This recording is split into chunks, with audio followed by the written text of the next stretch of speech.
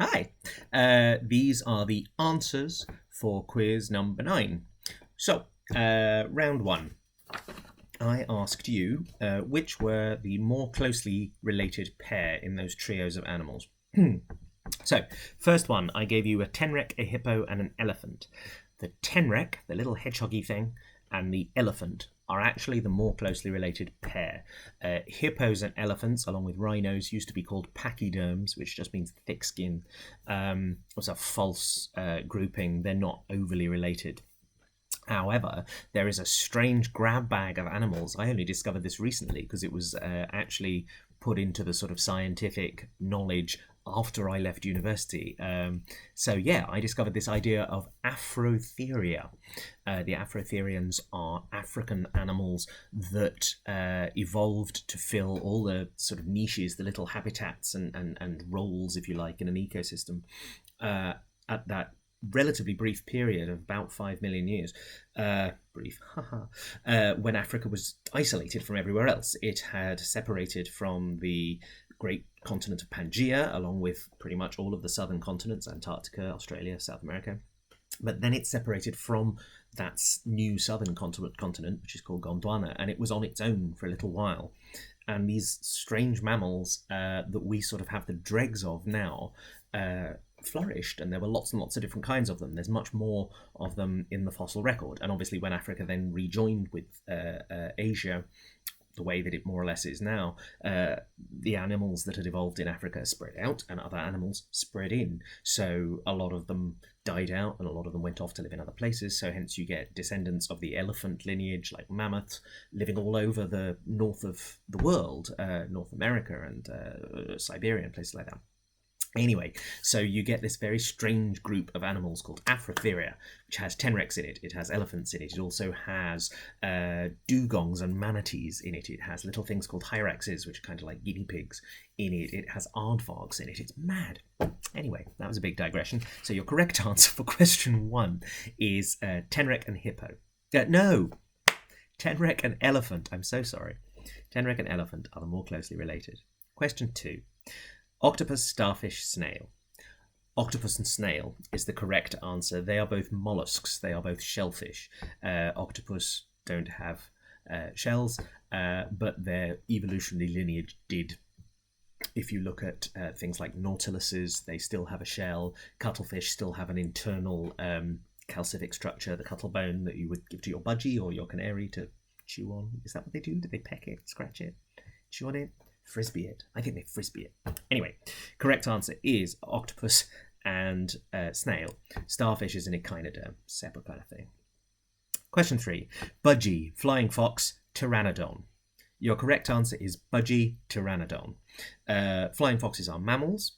Budgies are birds. Birds are descended from dinosaurs, as far as we know. That is the current knowledge. Pteranodon, not actually a dinosaur, but from a lineage that is very closely related to dinosaurs. The Archosauromorpha is the dinosaur lineage. Pteranodon and the pterodactyls and other things like that come off a little bit earlier. But yeah, essentially, Pteranodon, relatively closely related to dinosaurs.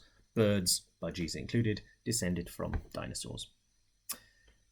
Question 4. Dimetrodon, Stegosaurus, a bloke. The correct answer here is Dimetrodon and a bloke. Stegosaurus is a dinosaur. Dimetrodon is not a dinosaur. Dimetrodon is what we used to call a mammal-like reptile. We now call them ancestor mammals or something along those lines, stem mammals or something. Anyway, there was a lineage split long time ago that basically this half gives rise to the dinosaurs, also to Pteranodon that we talked about, the birds, crocodiles, snakes and lizards come off from somewhere down there as well. This lineage gives rise to a whole load of stuff that exists, these mammal-like reptiles that exist in the Permian period, which is the period immediately before the Triassic. There was a massive extinction before the Triassic where most of the mammal-like reptiles got wiped out, Dimetrodon among them. So, humans obviously ultimately come from that line as well. Humans and Dimetrodon is your correct answer. Question 5. I asked you about rhinos, antelopes and zebras. Correct answer here is rhino and zebra. They are both horses, effectively. Rhinos are horses that have put on an awful lot of weight. They're also quite closely related. They are not also closely related. Antelopes are closely related to pigs, so they're relatively closely related to hippos, which are basically kind of somewhere between a pig and a whale. I know that sounds completely bananas, doesn't it? But yeah, whales descended from land-going animals that effectively became aquatic, that might have looked something like a hippo. So the Cetartiodactyla is now the group that has whales and dolphins and even-toed animals, even-toed hoofed animals in it, like hippos and antelopes and pigs. So your correct answer was rhino zebra. Here endeth the lecture. I asked you, question 6 to 10, I asked you to tell me the film which I'd taken all this music from. In case you didn't get it, they were all soundtracks by Danny Elfman. Danny Elfman works, he doesn't exclusively work with Tim Burton, but a lot of Tim Burton movies you will find have Danny Elfman soundtracks. He famously makes a lot of use of type stuff and slightly circusy sounding xylophone brass sort of noise and type choruses as well, all of which we heard a little bit of. So question 6, with that strange wee sort of noise, Mars Attacks.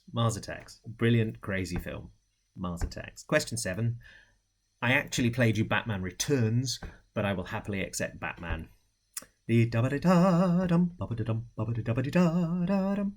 the Batman theme. It was used for both those films, so Batman or Batman Returns. What I consider to be the best Batman movies. Controversial. Anyway, question 8. Edward Scissorhands. Beautiful, beautiful moment in the movie. Strange movie. Good movie. But yeah, lovely moment towards the end with Jodie Foster. No, not Jodie Foster. The actress that I should have looked up the name of and I haven't. She's just been in Stranger Things as the mother. Her. Anyway. Her in some fairly average aging makeup. There we are. Question 9. These are Veruca's newfound friends was the lyric that was quite hard to hear because it was being sung by Oompa Loompas, being voiced by Danny Elfman himself, I am led to believe.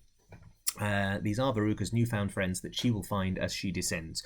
It's Charlie and the Chocolate Factory, the remake with Johnny Depp as the Michael Jackson-inspired Willy Wonka. And lastly, question 10, that glorious, glorious sort of New Orleans jazz is from the end titles of Nightmare Before Christmas. It was part of the theme that went with Mr. Oogie Boogie, who was the big villain in that film. So, identifying the years. Like I say, you get no points unless you decide to take some points. I won't know. You get no points for being close. You either get the year or you don't. The link between all the years was that they were all leap years. They were all Olympic years. Olympic years, they were all multiples of 4. They were all leap years. So, cigarette ads were banned in Australia, Brotherhood of Man won the Eurovision, and The Muppets was first broadcast in the year of my birth, 1976. Great year. One of the hottest summers on record, I believe. Question 12. Pope Francis and Patriarch Kirill met. The last video cassette recorder was manufactured and Juno entered orbit around Jupiter just a few years ago, 2016. Question 13. Torvill and Dean won the figure skating with Bolero at the Olympics, the Winter Olympics in Sarajevo. I believe they had also done that routine in a championship the year before. However, also in this year, Bruce Springsteen released Born in the USA and Indira Gandhi was assassinated. That was 1984. Question 14. The first exoplanets were confirmed as having been detected. White South Africans voted for reforms that would end apartheid, and the Charlottetown Accord was voted down in a referendum. That was 1992. And lastly, 10 new states joined the EU, the Beslan school siege happened in Russia, and Greece won the UEFA Euro tournament in Portugal. That was 2004. So well done if you got all of those. Like I say, all leap years, so hopefully that helped. And lastly, the secret ingredients. Nigella's famous ham is gammon with onion, cloves, and then coated with black treacle mustard sugar. but it's boiled in Coca-Cola. The secret ingredient was Coke. Coca-Cola, Pepsi-Cola, whatever you fancy along those lines. But it's Coca-Cola. It's great. I've done it. It's wonderful stuff. And you get this marvellous sort of treacly stock at the end that you can throw black beans in and make soup. It's wonderful. Hairy bikers, cardamom macaca, have butter, caster sugar, eggs, self-raising flour, baking powder, semi-skimmed milk, demerara sugar, almonds, and cardamom. Cardamom macaca. The clue was in the question. Cardamom was the correct answer to question 17. Question 18. Pruleith's mayonnaise, along with any other mayonnaise, would have mustard, salt, pepper, olive oil, lemon juice, white wine vinegar, and salt. I've said salt, and eggs. I'm not having a good night tonight. Had a beer. So yes, Dijon mustard, salt, pepper, olive oil, lemon juice, white wine vinegar, and eggs. Eggs were the secret ingredient. Question 18. Question 19. Wagamama's ebi gyoza. The ebi is the important bit here. Gyoza are dumplings containing water chestnut, spring onion, spinach, cornflour, salt, sugar, white pepper, oyster sauce, soy sauce, sesame oil, dumpling wrappers to wrap the dumpling in, oil to cook them in. The ebi bit implies that they have prawns in them. Otherwise they're vegetable gyoza or pork gyoza, or I do not know the Japanese words for these. I probably should, but I don't. Sorry. But the ebi part of ebi gyoza implies the prawns, I am led to believe. And lastly, Delia's Christmas pudding has self-raising flour, breadcrumbs, spices, brown sugar, dried fruit, mixed peel, almonds, apple, citrus zest, eggs, rum, barley wine, stout, suet. It's a Christmas pudding. Christmas puddings always, or nearly always, have suet in, which is beef fat, or quite often these days vegetable fat. But yeah, suet. So if you said vegetable fat, you can probably have it. It should be solid vegetable fat, though. I guess you could also have lard if you really wanted to. It's not quite the same thing. But yeah, you could probably get away with that. Suet is the correct answer, though. Anyway, those were the answers. They were nearly as long as the questions because I waffled on so much about the animals. But I get excited about these things, and I know you like to be educated. I hope you're enjoying. Give me a subscribe, give me a like, give me a comment, tell me to stop waffling and just do the quiz. Whatever, really.